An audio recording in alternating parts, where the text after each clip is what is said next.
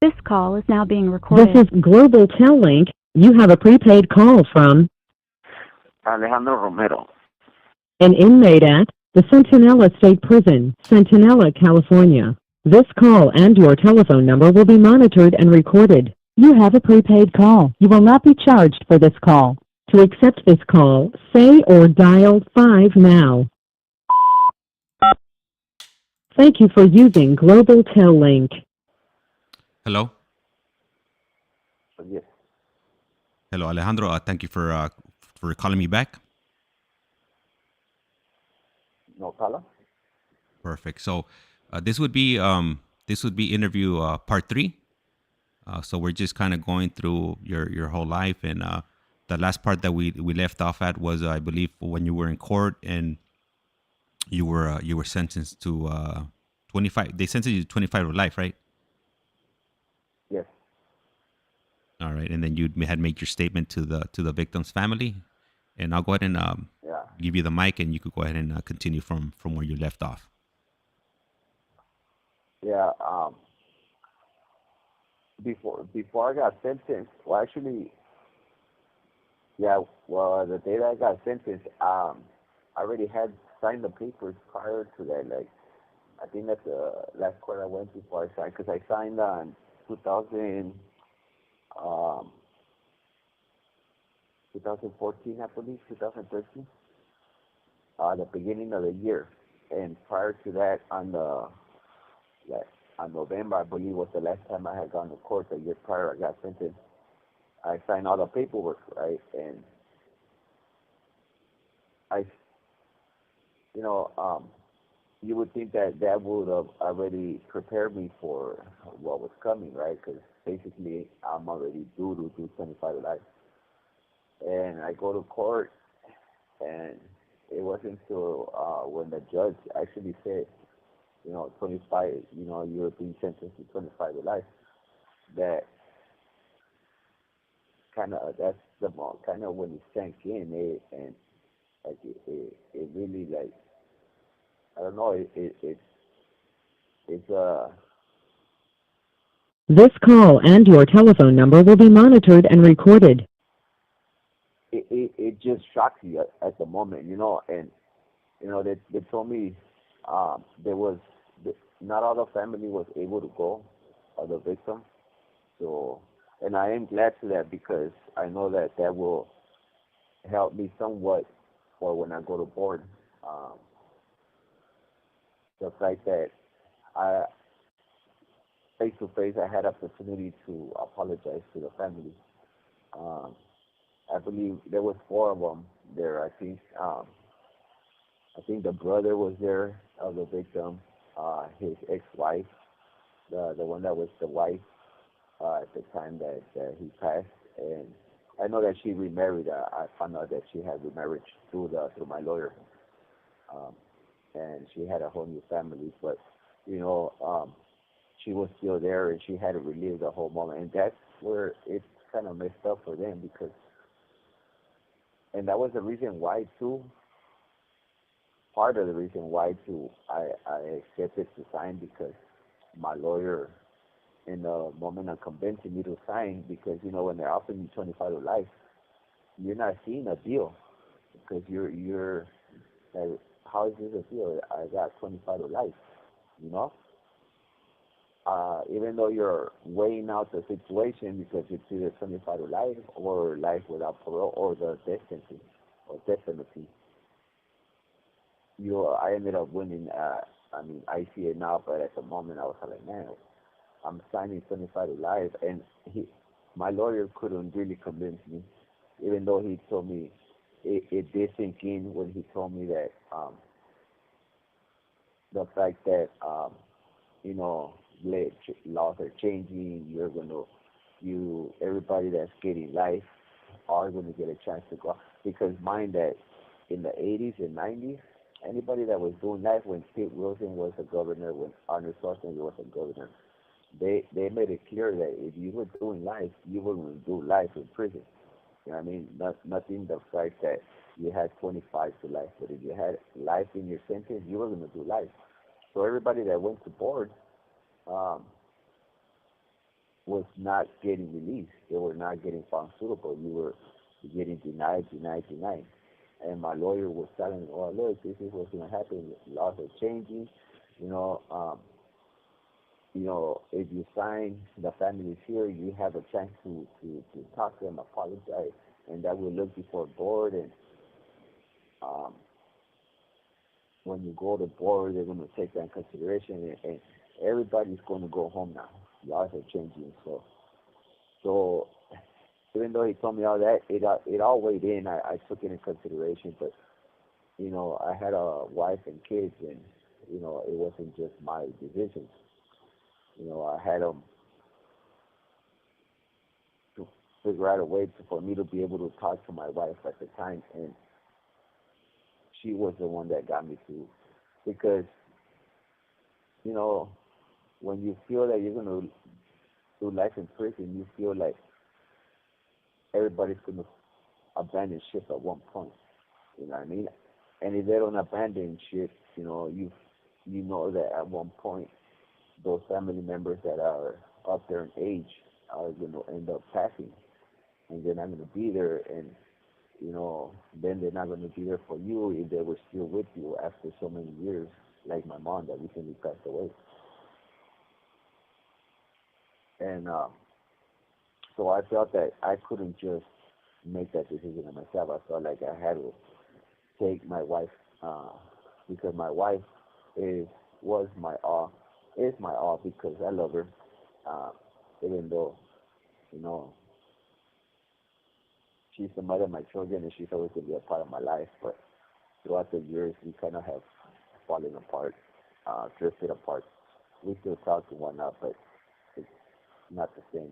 And but I cannot blame her because I'm in here, she's out there, and I understand.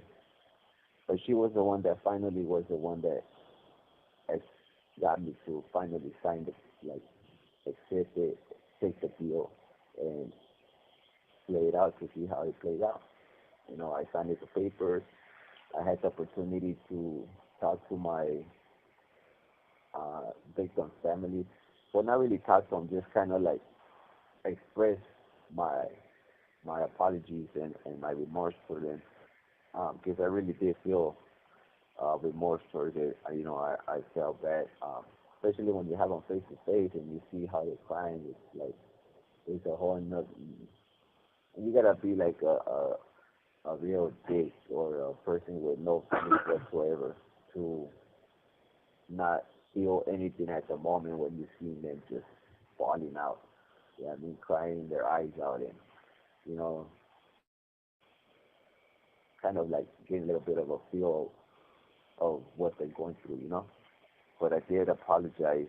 They didn't want to hear it. I remember his wife or the wife ran out of the courtroom, and the brother told me, "Your words mean nothing to us.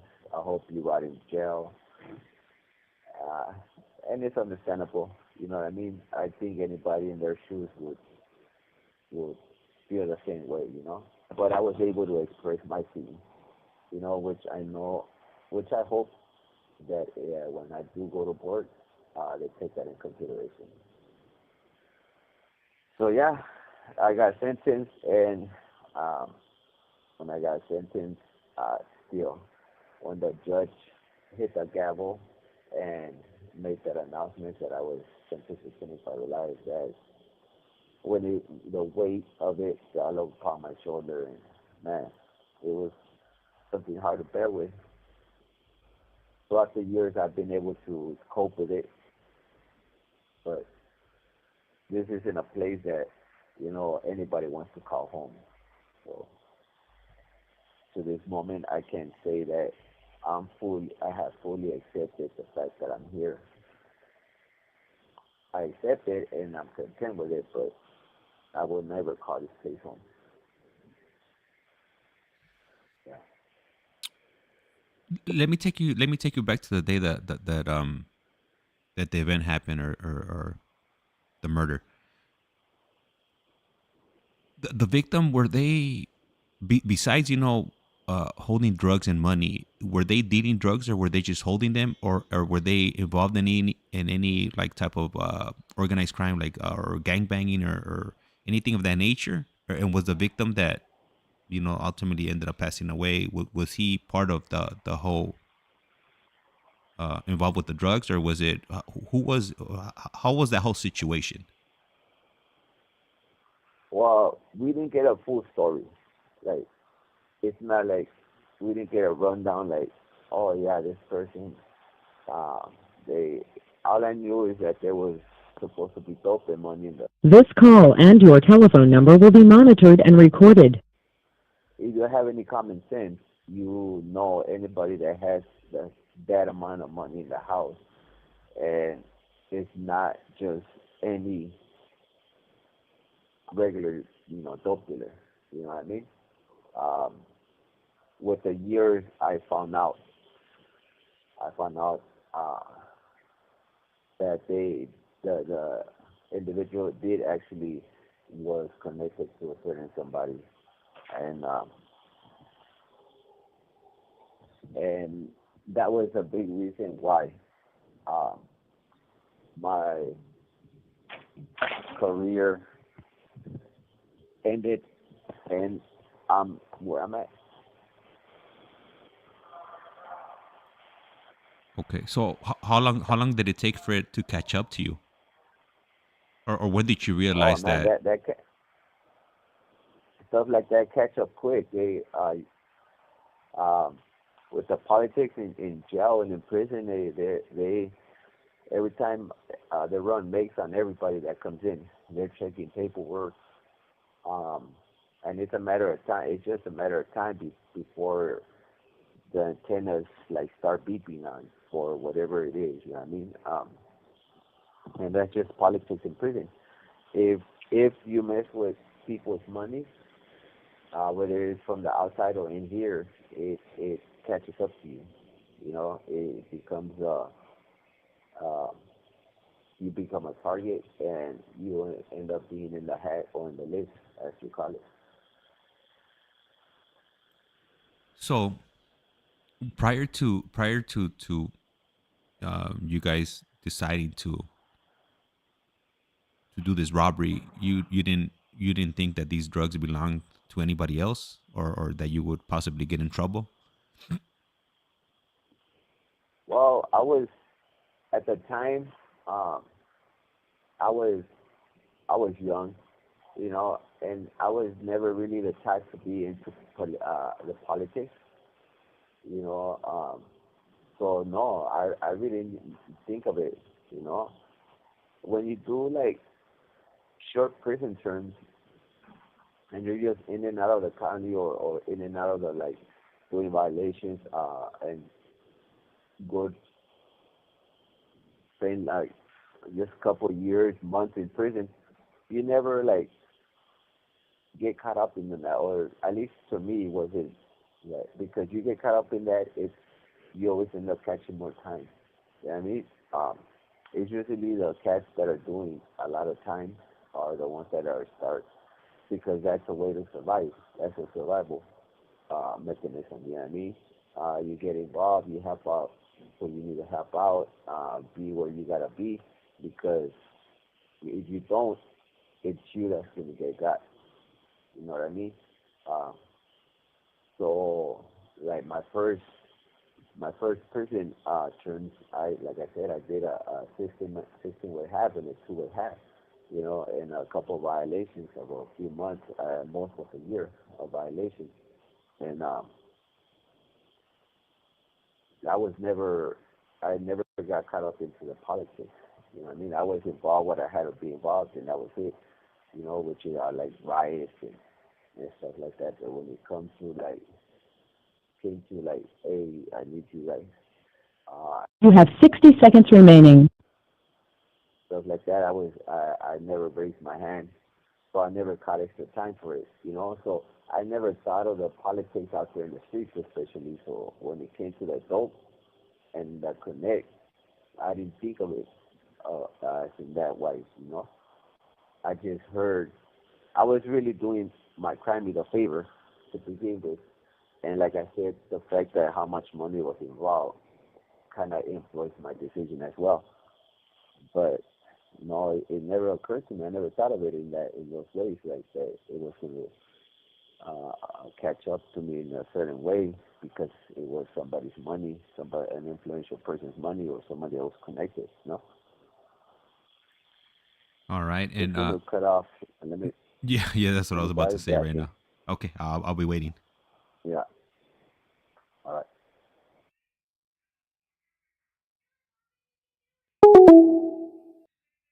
All right, so these calls cut off after 15 minutes automatically.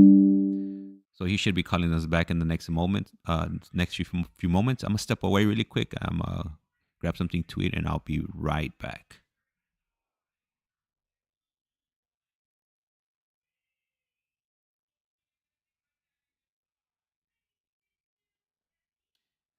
And for NUFC 19 or 1882, I will go ahead and ask him. Um, and also, there's an app called GTL Getting Out app.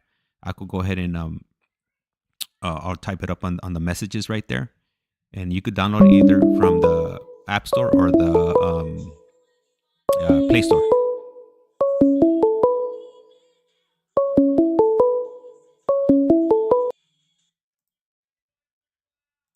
This is Global Tel Link. You have a prepaid call from Alejandro Romero.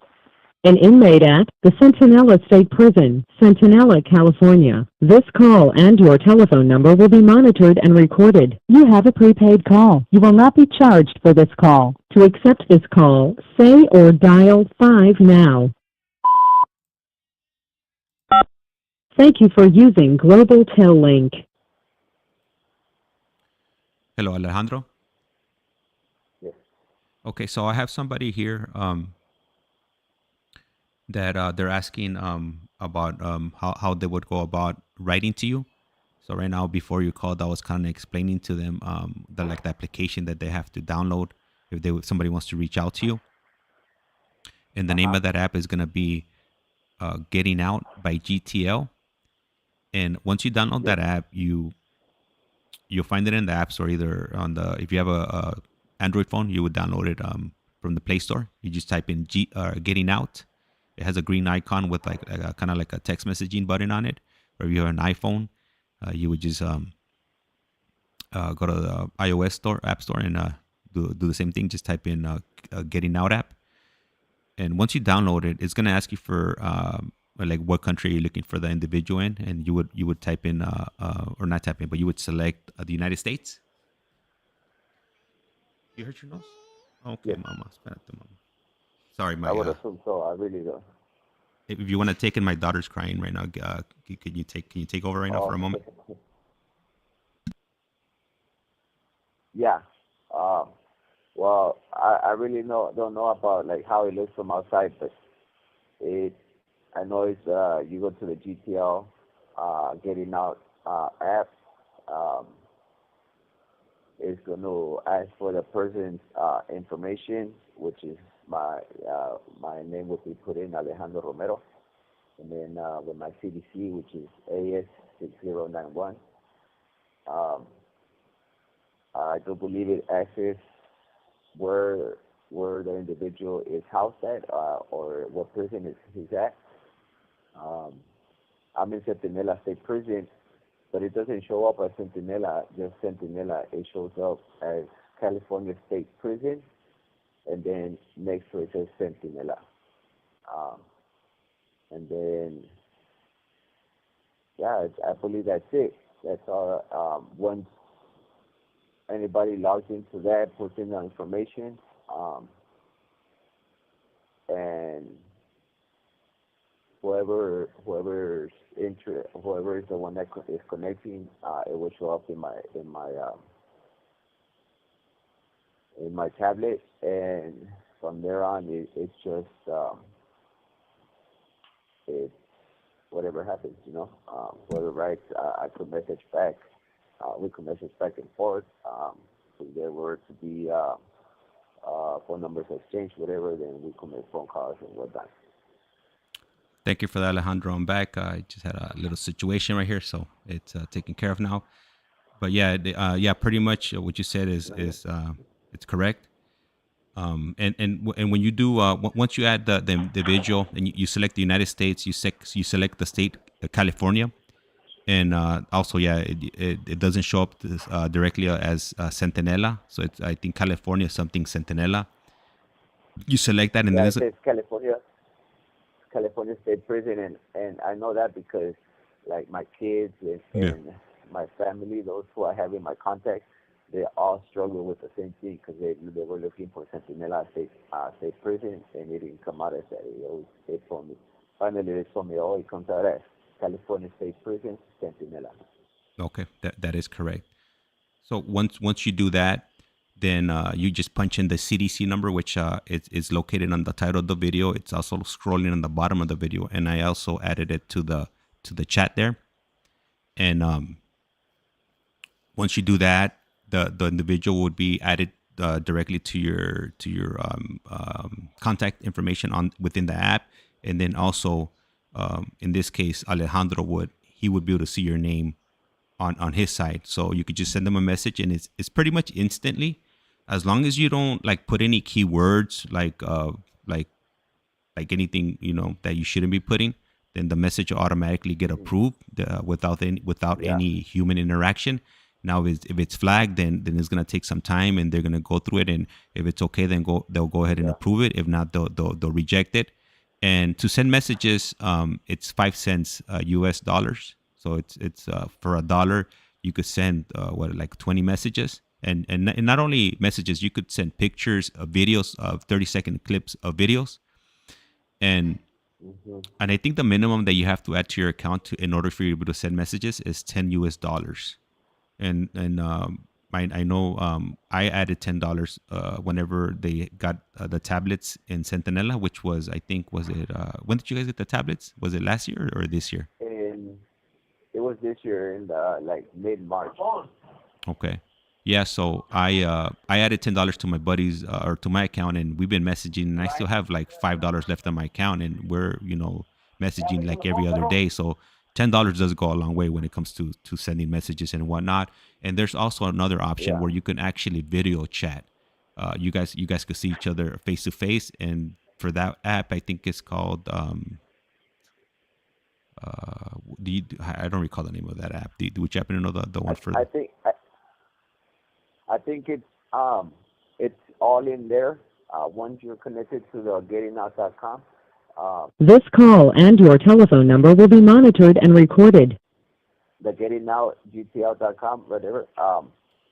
It's all within there because it'll have the options of the messaging. You'll have the options for the video chat, and once you open up one, I think automatically gives you the option for the other one. And yeah, once it's opened up, and although the video chat, they do charge more for a 15-minute video chat. Is $2.80. and I just looked it up on my phone. It's called Getting Out Visits. So yeah, but yeah, he is correct. Once you download the Getting Out one, it'll direct you over. Once you set it up to give you the option to download the Getting Out Visits also. So for that one, you will need to provide your ID information, and you would have to upload a picture.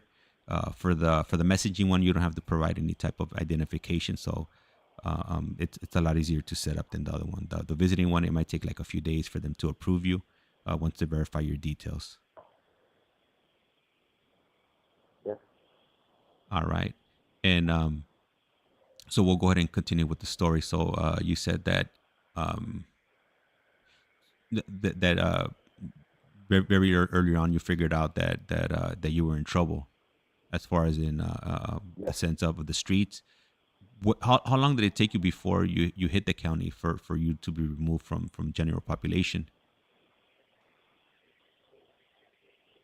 What do you mean before I hit the county?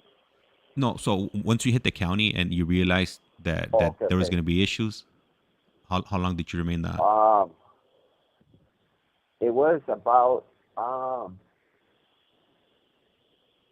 I think 2 years. Like yeah, about 2 years, little less under. It was more than a year and a half. but it hadn't passed 2 years yet. And how did you come to the realization that you were in trouble? Well, I didn't. The somehow the COs, because everything travels in there. It travels uh, through the inmates, right? And somehow the cops intercepted that information, and where they had my name in it, and the day that they pulled me out, I remember they pulled out my celly out the cell, and then they called me out.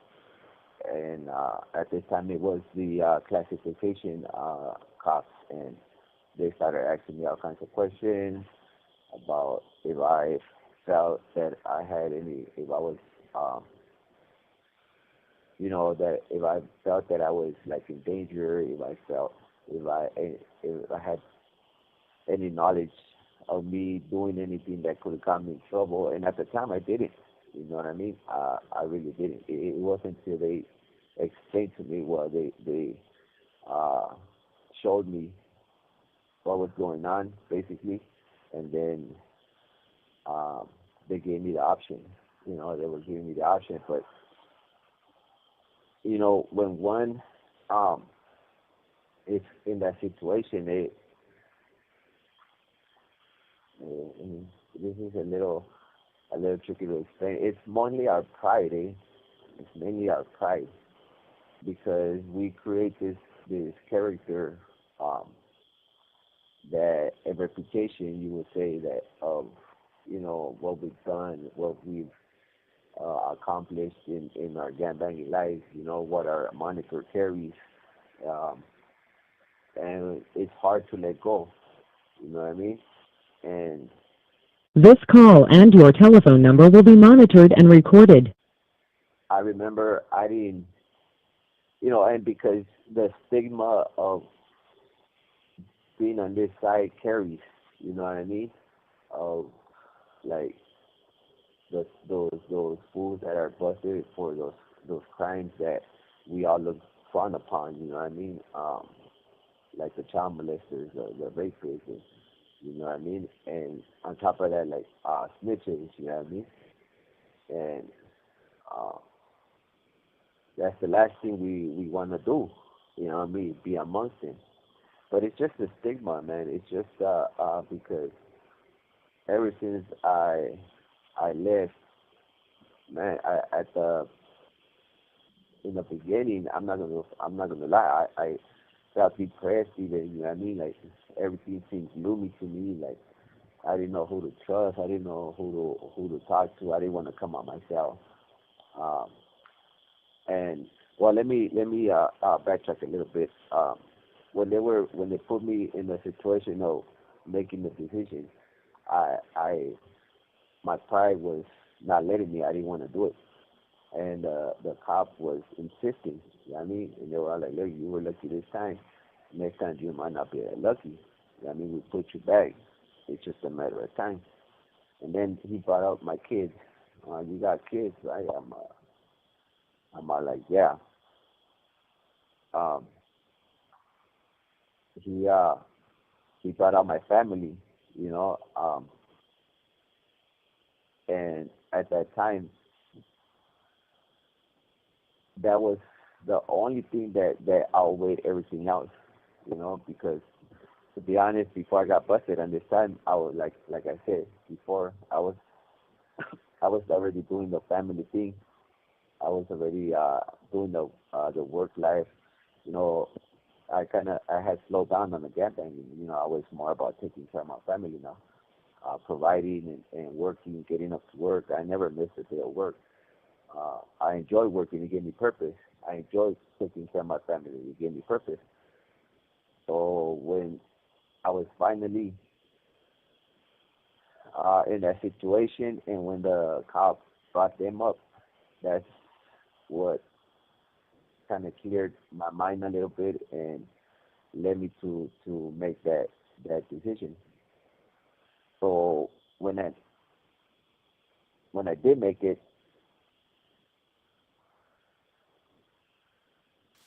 make it, I finally, when I was on this side, when, like I said, I felt kind of depressed, kind of, yeah, I mean, I never wanted to leave my cell.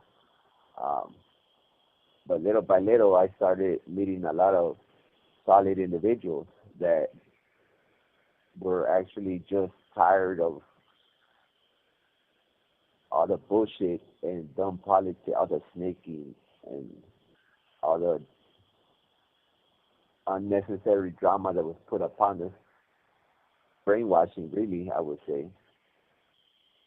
Um, but yeah, it's really just a stigma. There's a lot of solid homies over here that are not involved in any type of funny shit. That are just tired that You have 60 seconds remaining. and want to make it home.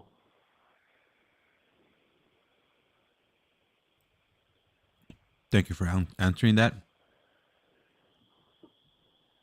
So once you made the decision, where did they move you to? And if you want, you could It's think. You want to think about it and call me back because I know it's gonna cut off and you're gonna be talking, and yeah. we'll just leave it on a cliffhanger right now. All right. All right. Thank you. Okay.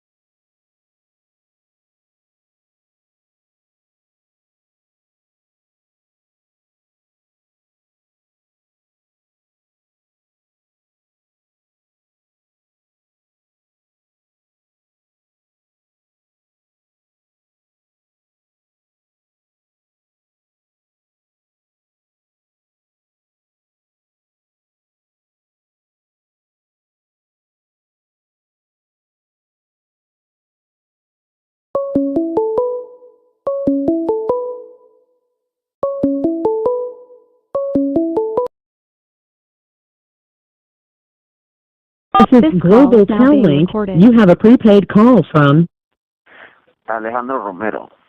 an inmate at the Centinela State Prison, Centinela, California. This call and your telephone number will be monitored and recorded. You have a prepaid call. You will not be charged for this call. To accept this call, say or dial 5 now. Thank you for using Global Tel Link. All right, Alejandro. So I'll go ahead and hand off the mic to you, and you could continue. Um, yeah. Well, usually it's within the same place. It's just a different module, a different section, or a different yard. County-wise, it's like a different module. Prison is in the same prison, just different yards. Um, but um, it's really nothing different. The only thing that changes is that when you come right here, you stand on your own. You know what I mean? Right here, you don't hide behind nobody like many do or are used to. You know what I mean? Right here, it's you're still in prison. You're still among killers. You're still among um, gangs. You're still among gang members. It's it's really not much of a difference, eh? Um, like I say, you get yourself into any type of trouble, you gotta get yourself out of that trouble right here on. And I honestly believe that right here there are more solid individuals than anywhere else that I see, to be honest. Because, like I said, right here, you gotta stand your own, and those who can't stand on their own are not gonna survive. Thank you for answering that. So once you get sentenced, how long do you have to wait? How long do you have to wait before they ship you upstate? Usually it takes about like anywhere from 2 to 4 weeks. Um, you catch the chain. It's called catching the chain when you're in the county. You're waiting. Once you get sentenced, it's just a matter. This call and your telephone number will be monitored and recorded. And a lot of people, what they do, that's why like when I signed the papers, I didn't get. I could have got sentenced right then and there, but I didn't because we try to postpone it to get more visits, to get more, because you're still close to home, you know. And but once you actually do get sentenced, I would say like it takes like 2 to 4 weeks for you to catch the chain. And when I caught the chain, I think it took about 2.5 weeks. I didn't wait that long to catch the chain before I went up to Bosco State Prison, which is reception. Once you get to reception, depending on the time you're doing and the level of the prison that you're going to, it depending the time you last. Because there's in level fours, um, less people are going home because of the amount of time you are getting. Uh, it takes a little longer to catch the chain to go to the prison where you're going to be housed at for the whatever time you're going to be at. Um, it takes longer because less people are going home, so there's less bed space. You know what I mean? If you're going to go to like level twos and ones, you catch the chain fast because um, level ones and twos people are like doing not that much time, so there's more bed openings and uh, so people catch the chain faster. When I got to Wasco, it took me like a little bit over 5 months to catch the chain to go to the prison that I was going to be housed at. And what year was that? With this that you got shipped up to Wasco? Um, I do believe it was on February 2013, I believe. And when you go to reception, are you guys integrated but like separated like by floors or cells? How does it work? Because obviously, um, I think during this time, is not as there wasn't as many yards for the SNY as there is now. So how did that work? Like, how do they keep you separated and from you guys not interacting with each other, coming in contact with each other? Well, um we were in the I remember it was the yard that I was saying reception, Wasco B yard. They had half of the yard was GP and the other half was SNY. So each of us had uh, yard days. Um, when there was any type of movement, um, they just made us.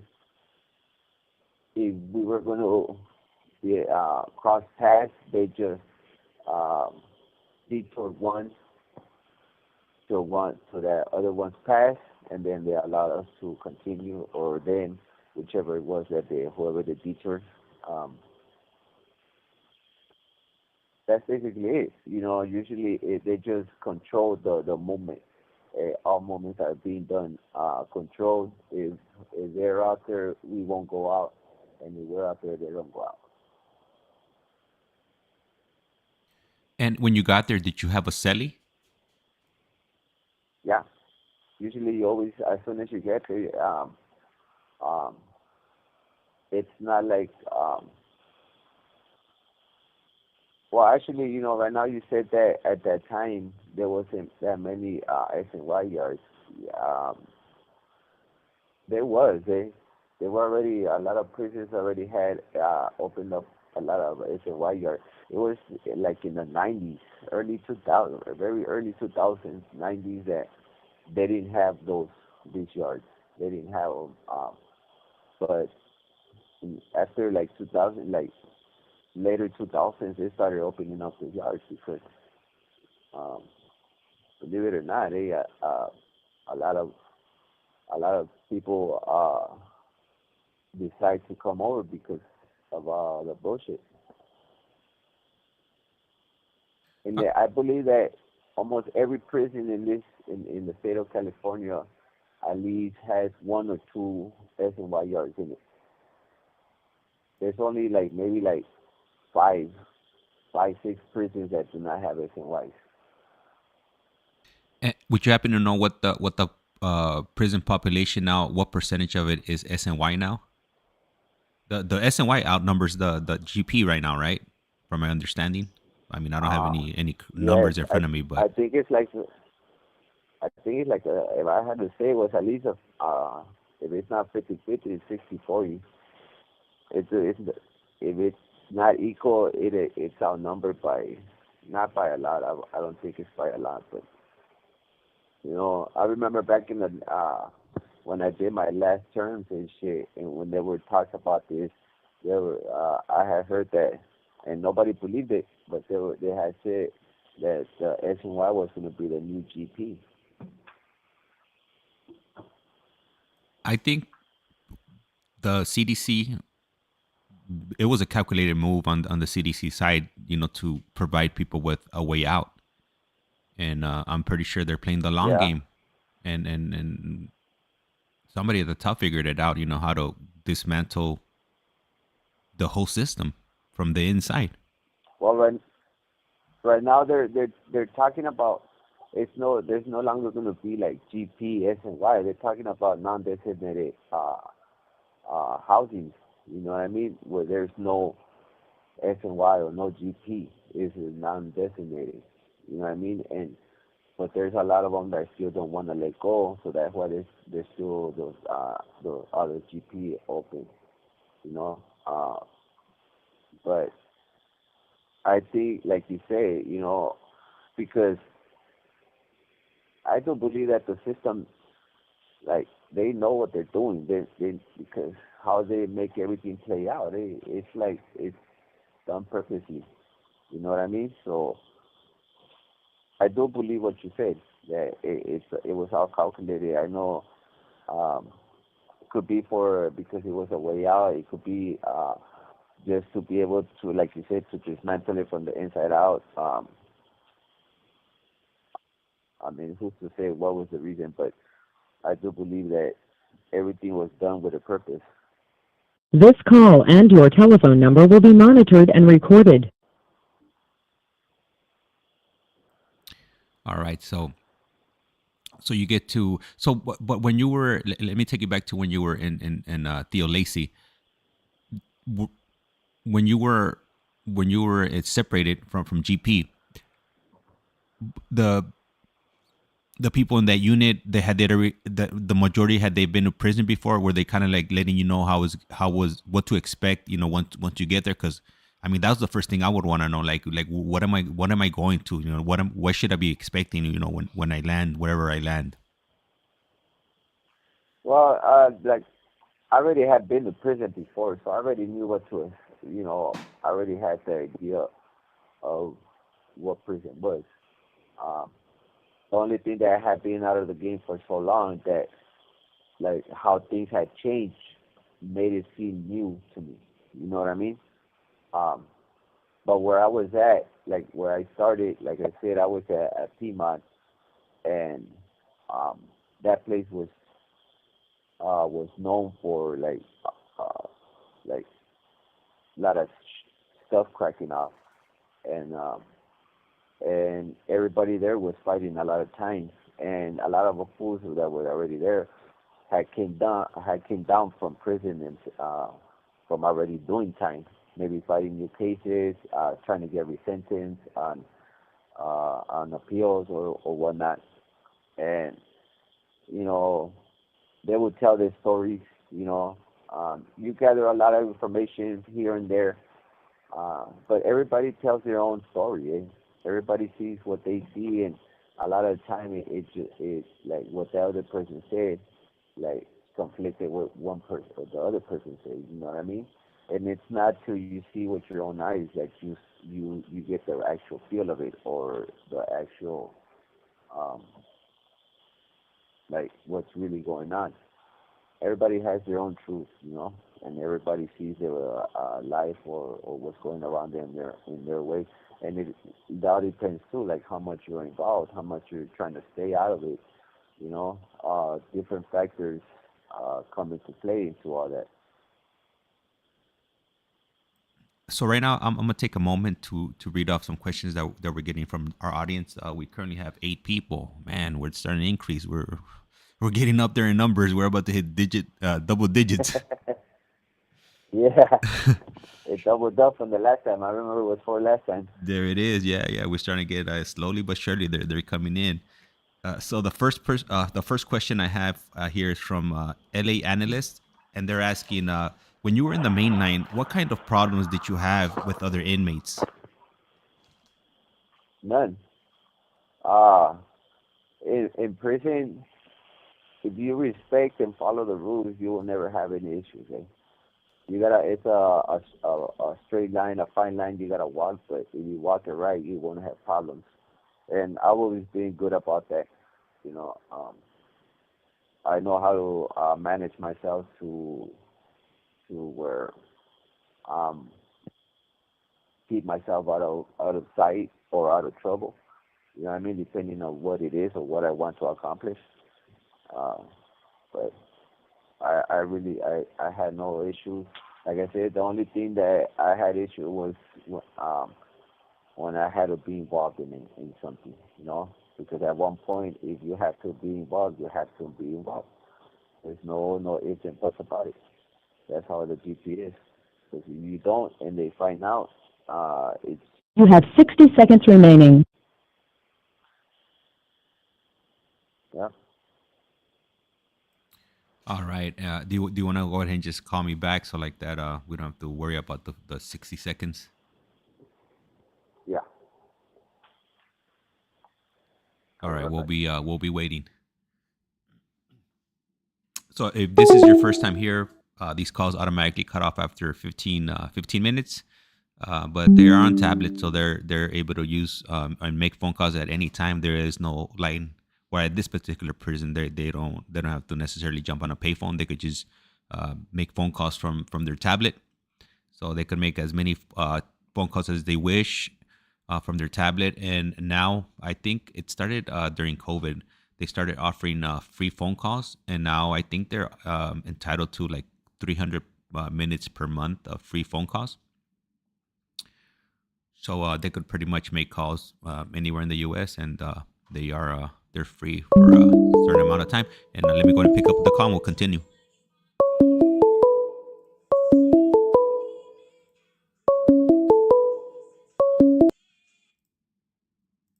This call is now being This recorded. is Global Tel Link. You have a prepaid call from Alejandro Romero. an inmate at the Centinela State Prison, Centinela, California. This call and your telephone number will be monitored and recorded. You have a prepaid call. You will not be charged for this call. To accept this call, say or dial 5 now. Thank you for using Global Tel Link. All right, and thank you for calling back. And I just want to touch on what you just said. So normally, when you're in the main line, or at least my experience, I've never been to prison, but as far as the county jail, you normally couldn't have any altercations within your own group. At least if you're Hispanic. If you did, and you were not connected, then you were gonna have some problems. You were not gonna have a good time, and all of that was gonna follow you wherever you went. So Everywhere you go. yeah, the only time you saw any type of issues or violence would be if you messed up, whether you caused an issue or a potential issue with another race, then you might get disciplined, and they might do either a 2-on-1 or a 3-on-1, depending on what your size was and how much they didn't like you or how much blood they wanted to see that day. Yeah. Eh, That's exactly it. yeah, yeah, yeah. So if the dudes, if your enemies were in power, then you were probably gonna have a rough time. It wasn't gonna be fun. Yeah, because even though there's not supposed to be gang banging, there's still that little animosity against one another. You know, uh, if your enemies in power, and there's a specific neighborhood that he's had that had it for. I mean, for whatever reason they did to him in the streets or wherever. Um, there's always that little animosity that when he got that opportunity to take advantage of it, they will. Oh yeah, and they definitely would do that, and they'll hide it, or they'll cover it up with something else, like where you didn't Yeah, you brush your teeth on the wrong sink, or the wrong thing. you spit on the Yeah, you gotta spit on the toilet when you're brushing your teeth, or something yeah, ridiculous. yeah. You use the wrong phone. You use the wrong toilet. You sat on the wrong table. You're on the wrong side of the yard, the wrong way pile. Uh, always something You didn't ridiculous. you didn't brush your teeth fast enough. You woke up and you told somebody hi before you brush your teeth, and you had something coming your way. Yeah. All right, thank you for answering that question. The next question we have is from El Iceman, and he's asking, which side is more dangerous, mainline or SNY? I think that because of the lack of structure, this side. Um, but no, you know what? No, let me rephrase that. I think that they both have their um like how can I say it? They both because you're in prison regardless. You know what I mean? You're among um killers and like some solid motherfuckers in here, and um if you rub off on somebody the wrong way, it could kick off. And like I said, right here, over there, at least you have the protection of the Raza del Sur. You know what I mean? Over here, you don't. You know what I mean? But over there, it's like the your same people are trying to get over on you on whatever they can as well. You know what I mean? And at least you don't have to worry about that over here. So it's really hard to like break it down and to say which one would be like more dangerous. I mean, ultimately, on the other side, there's because of the riots and because of the conflicting of the races and whatnot. There's like always more shit cracking. But man, I see fools get killed on both sides, So it's kind of hard to say. And I also think, I've never, like I said, I've never been to prison. But this would be my uneducated guess. It also depends where you end up and what kind of individuals or what kind of culture are in those particular places. Because one place you could be at a level 3, level 4. One place is gonna be calm, and then you're gonna go This somewhere call else. and your telephone number will be monitored and recorded. You're gonna go Well, somewhere else, and mm, it's gonna be day and night. yeah, well, okay. In that wise, um, if you're up north, because of and this is giving you my opinion on from back in the days that I seen the most of the GP action, right? In those days, the north and the south. If you were up north, it was crucial because of the norteños and the sureños. You know what I mean? There was always conflicts there. You know what I mean? And you come down south, right? And even though you don't have the norteños, but um, the politics are everywhere. And when I was down south, we had riots with the own raza, LA against San Diego, Paisas against Sureños. You know what I mean? Um, and because they didn't have nobody to politic against. Yeah, I mean, yeah, you have the Tito, the Morenos, and but if they're not trying to create no friction, a lot of the time when they see that we're killing ourselves. They're just stepping back and let them kill themselves. You know what I mean? You're up north, and you like the norteños um, run with the blacks. You know what I mean?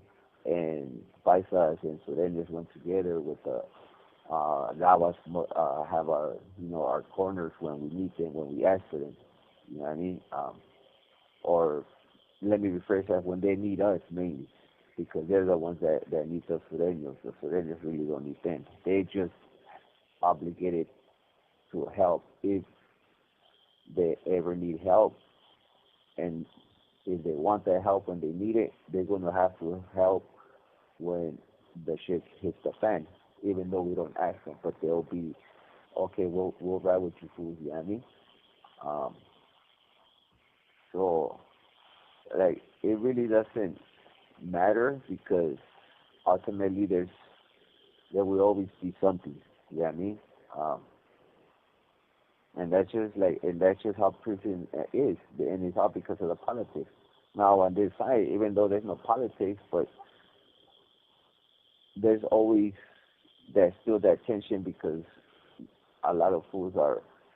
It's hard to let go of what you're used to all your life. You know what I mean? The pride, the I ain't no punk. You ain't gonna do this to me. You know what I mean? So even if it's just wrong word said, exchange, or you run into somebody and the other person didn't like it. You know what I mean? And that could set something off. You know what I mean? And because you got your crowd that you kick it with, a lot of times it's not going to be a one-on-one. It's either going to be a two-on-one, three-on-one, or two-on-two, three-on-three. You know what I mean? Um, so it's kind of hard to like say where would you be safer. Ultimately, you're in prison, man, and yeah, I mean, you just gotta know how to conduct yourself properly and look forward, mind your business, respect everybody, and you'll be good. Thank you for answering that. So we could go ahead and so we left off at reception, right? You're in reception. Uh, it's a whole new world for you. You didn't have any. Um, Go ahead. Go ahead. I didn't I didn't have any what? Well, you didn't. I mean, I mean, obviously you've been to prison, but you were entering a whole new world that you didn't know how the rules worked, or if there was any rules, or what the get on was once you landed where you were gonna land. Yeah, Were you were yeah. like were you like Well, antsy, or like I wouldn't say you were worried, but like the unexpected, the unknown. no.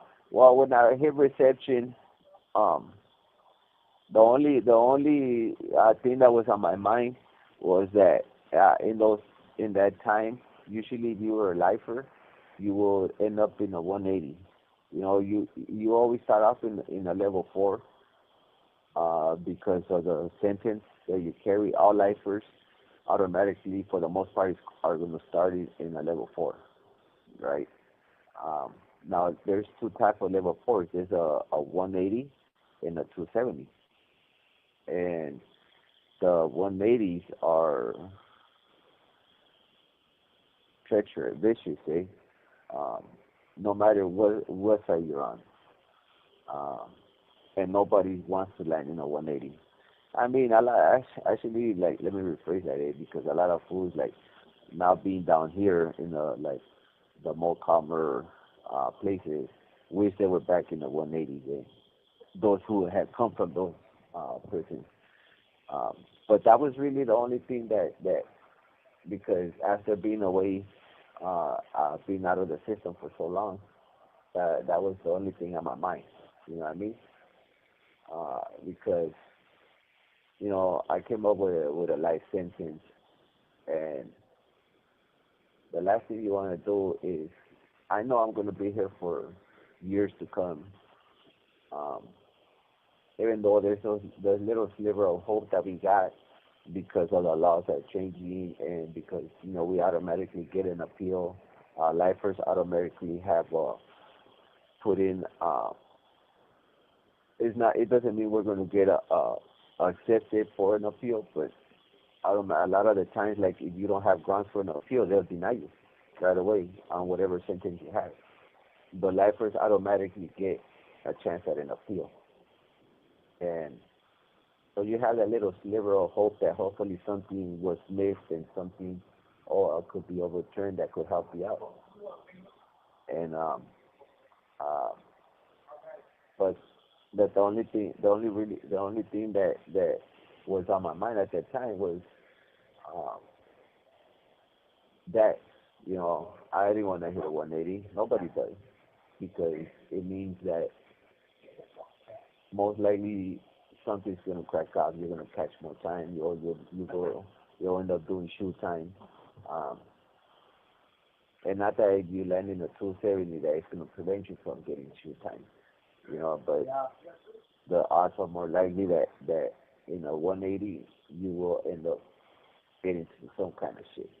And when you're doing a lot of years, the last thing you want to do is have to be worrying, having to be looking over your shoulder at all times. And that's what a 180 causes. You having to look over your shoulder. You're minding your P's and Q's at everything because everybody there is on survival mode. So, and pride is very a big thing there. You know what I mean? Your reputation is a big thing there. So a lot of fools getting stabbed, sliced, beat up in the 180 day. And in those times, luckily, when I landed there, I was when everything was starting to change. And so I don't know what it was, luck or just God that was on my side. But I ended up going to a 270. I didn't go to a 180, thank God. So I looked at it that way. But that was only the only uncharted territory that I was that was on top of my mind at least. Okay, and then I have a question here from one of our viewers. It's coming from M Star Media. She says, which institution, which yard, and are you a lifer for sure? This call and your telephone number will be monitored and recorded. You have 60 seconds remaining. Yeah, I didn't catch that. It got cut off. So Should I just start it back before you ask it? No, I'll go ask it so like that you could think about it when while you're calling me back. So she's asking which institution. So I'm assuming she wants to know which institution you're at and which yard are you currently in, and are you a lifer for sure? Okay. All right, and then go ahead and call me back, and then after. All right, so if you're new to this, these calls only last for 15 minutes. So once the 15 minutes are up, we get a prompt letting us know that 60 seconds are left. And fortunately for him, where he's at right now, he has a tablet, so he could go ahead and call me back immediately. So these calls, if not, they would drag on forever, months. Just trying to get out a story. This would be our third phone call, our third I guess segment, you would say, or our third sit down. And so he's calling us back right now. As soon as the call connects, I'll go ahead and merge the call, and then we'll go ahead and continue with the with his journey, and then he'll go ahead and ask. I do see two other questions from LA analyst. So as soon as he comes back, I'll go ahead and ask him. And just so you guys are aware, this is going to be probably our last phone call for the night, and I do have another interview coming up tomorrow, and then probably another interview with him also tomorrow. If not, then on Sunday.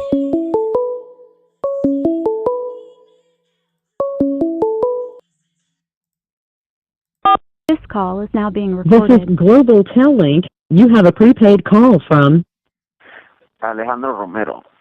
An inmate at the Centinela State Prison, Centinela, California. This call and your telephone number will be monitored and recorded. You have a prepaid call. You will not be charged for this call. To accept this call, say or dial 5 now. Thank you for using Global Tel Link. Okay, Alejandro, just before you answer the question, I just wanted to inform you that this call right now, or it's going to be our last call for the night. And then if you have time tomorrow, we could continue tomorrow. If not on Sunday, or if you happen to be No. booked up for Saturday or Sunday, just let me know what your next availability is, and we'll work around that. Okay. Okay, and then so do you want me to read the question back, or are you ready to answer it? Yeah. Okay. She asked if where am I at, what yard, and if I'm alive for sure, right? That is correct. Yes. Okay. Well, I'm in Centinela State Prison, D yard, and yes, I'm serving a 25 to life sentence. And right, when you were sentenced originally, 25 to life, that meant that you had 1% of actually getting out, and that was if you could probably like walk on water and do a bunch of other stuff that people couldn't do, right? Yes. And from that Basically. time, things have changed now, so you do have some type of a bigger chance of actually getting some action and actually coming home. Yeah. Well, right now, I do believe like okay before the laws changed, I believe there was like I think like a two count. You could count it in one hand the amount of lifers that have gone home on going to board, getting found suitable. Now I do believe it's been like a few hundred lifers that have gone home, uh, going to board and getting found suitable after years and years of being incarcerated. Um, so I found myself being blessed because I came in a time where everything was starting to change, and This call and your telephone number will be monitored and recorded. I have a big chance. See, but it's not like that. Oh, you're going to do your 25 years and go home because oh you got 25 to life and you do 25 years and then go home. No, the 25 years is that we got to do a minimum of 25 years, and then every so often we go to board, and if the board finds that we have rehabilitated and changed our ways from remorse, they will let us go. But it's not just as simply as as it sounds. It's a lot of work. They want us to you know have insight. Um, for somebody to find insight on it, it's not a walk in the park. You have to find like they want you to find the like distributing factors to what caused you to do what you did, you know. And it's not that you to say, oh, I was high at the moment or I was angry at the moment. They want you to go back all the way to your infant years, uh, and what trans- transcurred throughout your life that caused you to become a gang member, to cause you to be uh, uh, um, an angry person, or why did you like seek that thrill of being a gang member, or you know, a lot of people don't know it, but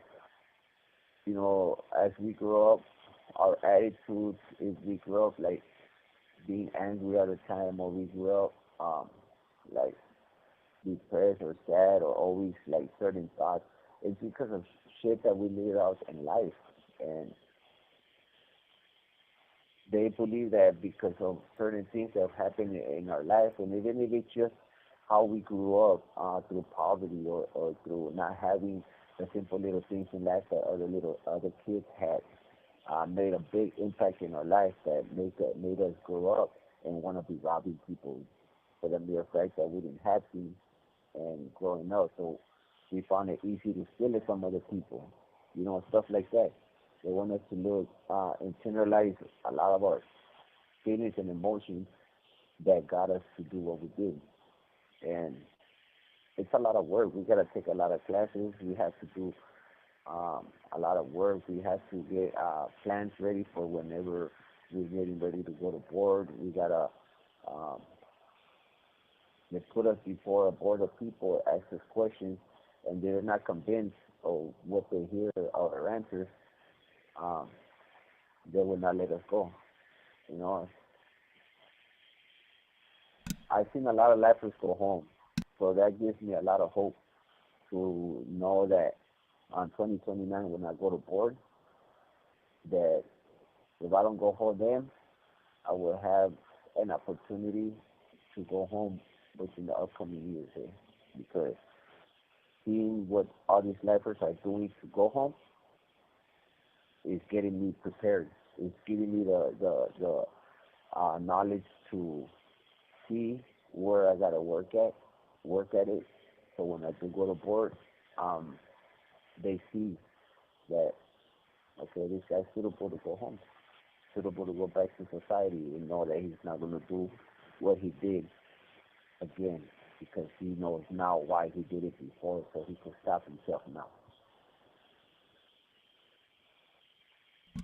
And let me ask you, how long did it take you for you to start taking advantage of these programs that the CDCR is offering? Just recently, it's really not. I mean, um, I can't say that is CDCR is approving them, but it's um, groups out there. There's a group called what is it? It's called it was started by this guy called named Scott Budnick. He's actually like a producer. He's involved in the Hollywood scenario, but he what is it?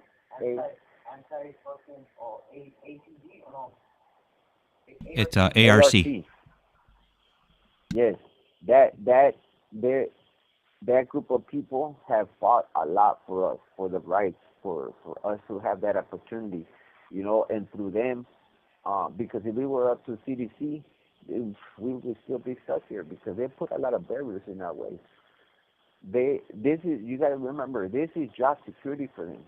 Us being in here is guarantees DCO's work. It guarantees the board. It guarantees anybody that's involved with the prison system.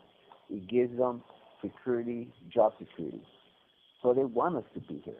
You know what I mean? To them, this is a business, you know?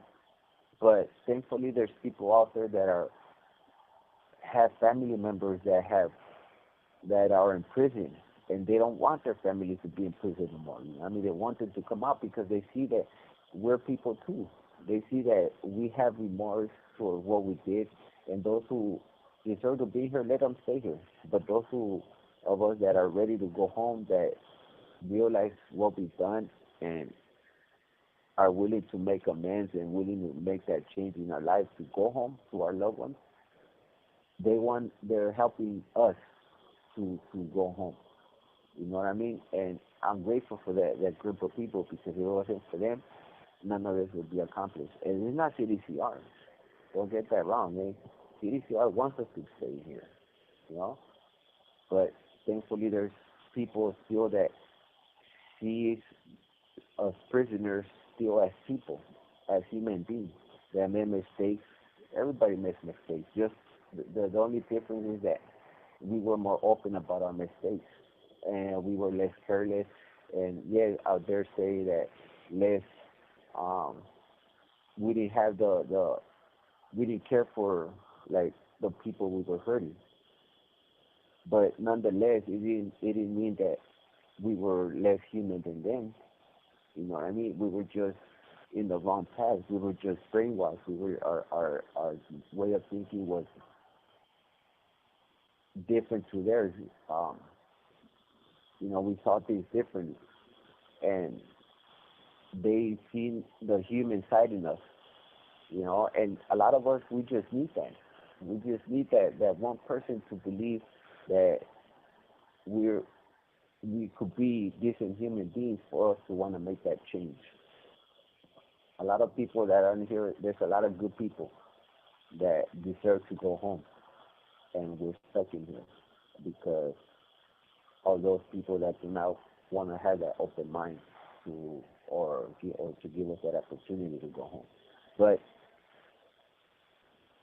thankfully, there are those few that are fighting for us that have accomplished a lot for us, and I'm glad that I had to do time in this time, because if I would have got busted when I did my crime, I would have been busted all these years. I probably would have been going home right about now. Or maybe I would have been one of those lifers that already gone home. But nonetheless, everything played out the way it should play out. Everything happens for a reason, and I'm just glad that we're having that opportunity now. Thank you for sharing that with us, Alejandro. Very powerful statement you made there. So I know we're getting down to the last few minutes of this phone call. Could you share with us what a typical day for you is like, or what was your day like today when you woke up? Like, what time do you wake up? What do you do? And just like your daily interactions with either staff or other inmates or free staff. How's that look? Well, one thing about prison, man, is that we become creatures of routine. And prisoners are routine creatures, I would say. We basically do the same thing every day. It just plays out over and over and over. I usually get up at 5 in the morning. I wake up like about 4:50, 4:45, but I don't get out of bed till like 5:10, somewhere around, and anywhere from 5:10, 5 to 5:10, 5:15. I get ready, wash up. Um, Me and my celly we share the cleaning of the cell. We split it up throughout the week, so I get usually Monday through Tuesday, Sunday, Monday, and Tuesday. He gets the rest of the week. Um, we have breakfast around 7 o'clock. Right after breakfast, I go to work. I work in the yard crew, so I go out to the yard. We maintain the yard, digging the holes, planting grass, cleaning, keeping the yard clean, the gym clean. Um, Interaction with the CEOs, that's still something that I'm working on. I've always had This call and your telephone number will be monitored and recorded. authority issues. Uh, you know, um, Anybody that's in authority, I always had conflict. Not that I had conflict with, but it's hard for me to interact with somebody that sees me as lower than them. You know what I mean? And CEOs, there's only a few of us that treat us like human beings. Um, a lot of other ones are just dicks, and I'm working on that right now about myself. I'm trying to overlook the fact that they're CEOs and um, try to interact with them, because once I hit the streets, I gotta deal with that on a daily basis as well. So I gotta in it, work on that right here before I hit the street. So when I hit the street, I don't have that authority issue, authority problem. But I try to interact with them with the best that I can. Um, we have our dinner at the same time, always around 5:30 to 6 o'clock. You have 60 seconds remaining. Most of the time, I don't go. And then come around this time, this is when we wind down. We have night day room sometimes every other day. So sometimes I go, sometimes I don't. I go out there just to make my video calls with my loved ones. And if not, I just stay inside the cell, unwind, watch a movie or something, and get ready for the night to come, and go to sleep and wake up to do it all over again.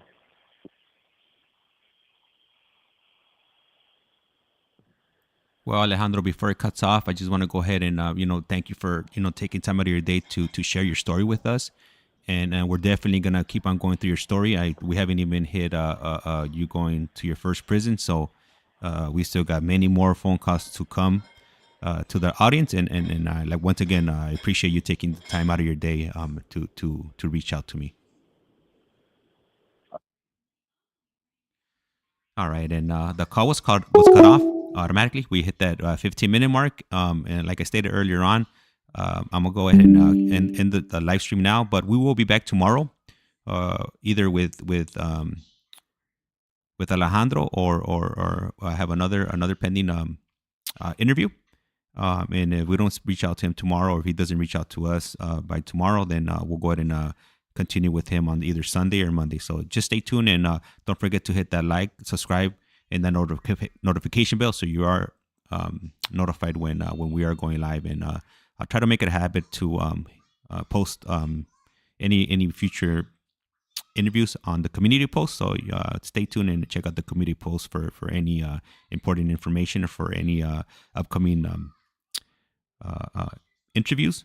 And if you are interested in checking out any other others participants of this interviews, if you go on their playlist, I have added everybody to their own playlist, so you'll find them under their name, and then you could just go ahead and go through their interviews. Right now, I think this would be either the fifth or sixth interview that I've done so far in the next month. So I should have plenty of more to come. I do have a pretty long list of people that do want to come on and share their information. So that's something you guys could look forward to, and I know I'm definitely looking forward to it. So with that being said, I'm gonna go ahead and wish you guys all a good night, a good weekend, and thank you for tuning in. You guys have a good night.